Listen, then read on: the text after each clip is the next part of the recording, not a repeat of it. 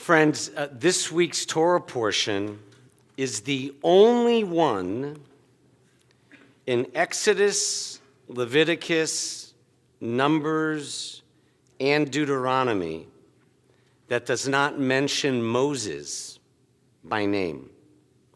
Tetzaveh, Exodus 27, 20 to 30, 10, is the last Torah portion concerning what the ancient tabernacle and source of this space and every sanctuary we are in is supposed to look like and even smell like, because there was burning incense on the altar. Instead of focusing on Moses this week, his brother Aaron and Aaron's sons, the priests, are at the center, including the beautiful garments and clothing they were to wear to convey dignity and honor. The garments included a long vest, like a Torah cover, with a breastpiece, which you see on some of the Torahs in the ark, in the sanctuary, a headdress and a sash. Aaron even wears bells on the hem of his sacred garment. And we dress the Torah in the ark with this week's description of all these accessories. Even the Torah crowns and the bells that adorn them remind us of the garments of the priests. This idea of holy garments from our holy scriptures survives in the clothing that Catholic priests wear, as well as what Mormons wear.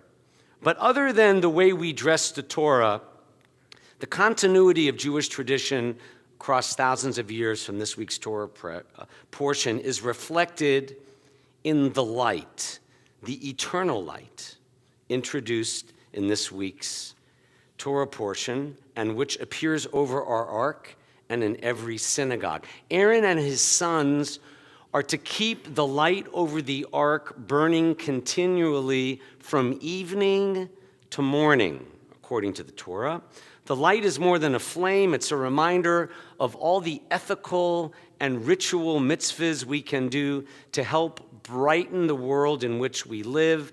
The Ner Tamid symbolizes, as Sophie just sang so sweetly, all the peace, love, understanding, and light of kindness brought into the world by those who carry out the core values and teachings of what's in those scrolls.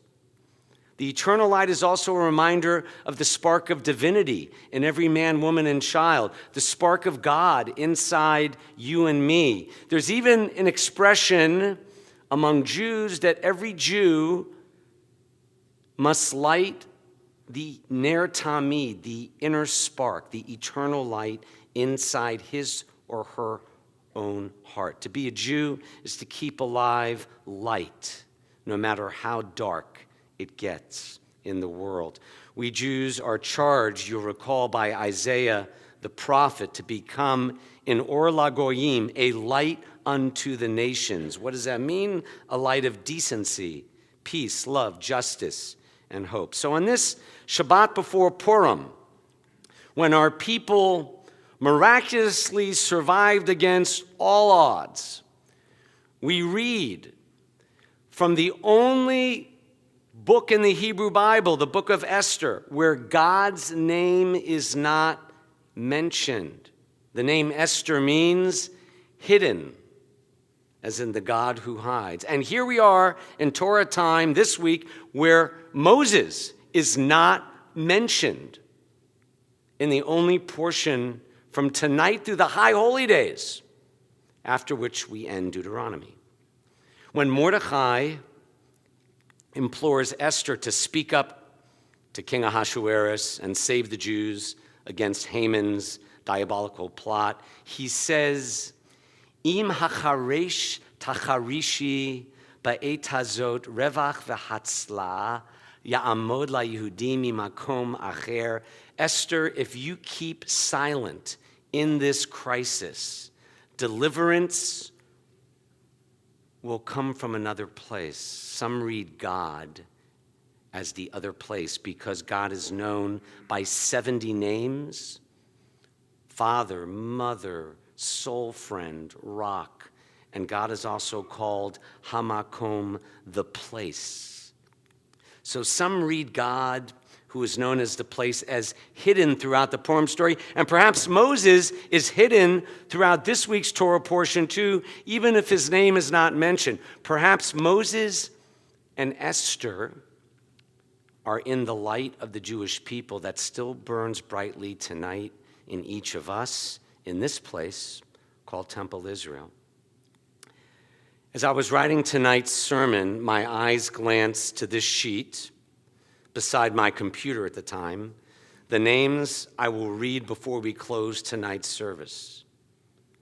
Some of you have come to remember these names, whether it's the two who were laid to rest in just the past few days, Lawrence Kirschbaum and Barbara Lippman, who are present through their children and grandchildren, or the last names I'm going to read on this anniversary of their yahrzeit.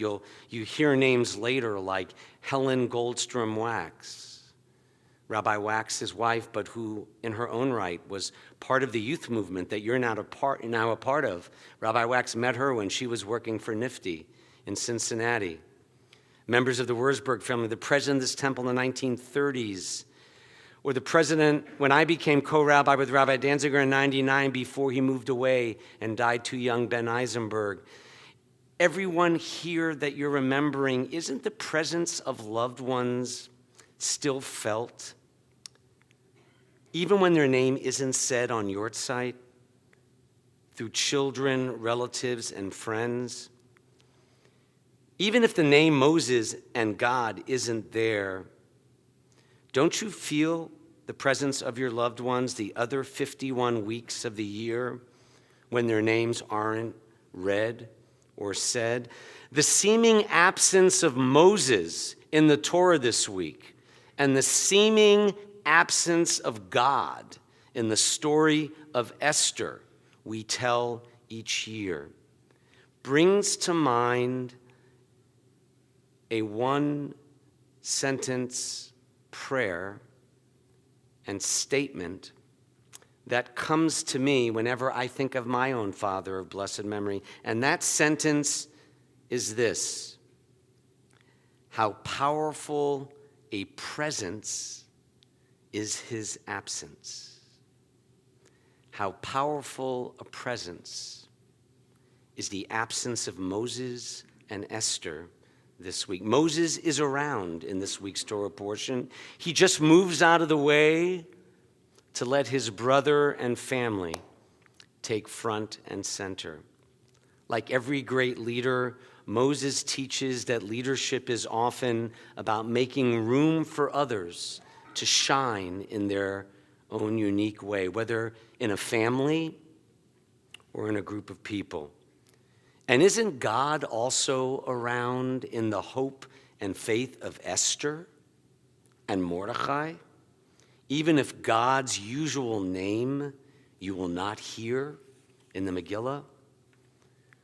The light doesn't die, neither does the love. The goodness of the Jewish people somehow goes on. And so does the life of this synagogue. So will the life of this nation and world, no matter whether the challenge is coronavirus, racism, anti-Semitism, climate threats. Each of us has a role to play to bring eternal light to an eternal people. This week, Moses, the prophet, lets Aaron, who has a different role, the priest, take center stage. And before I close, let's remember each of us does have a role to play, just like Moses the prophet had a different role than his brother the priest. As Rabbi Salkin writes in his JPS Torah commentary, the differences in their roles are deep.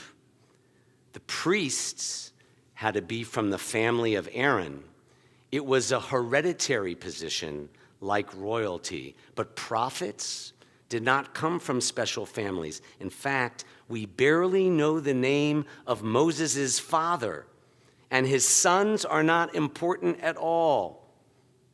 Priests we learned this week, have special clothing.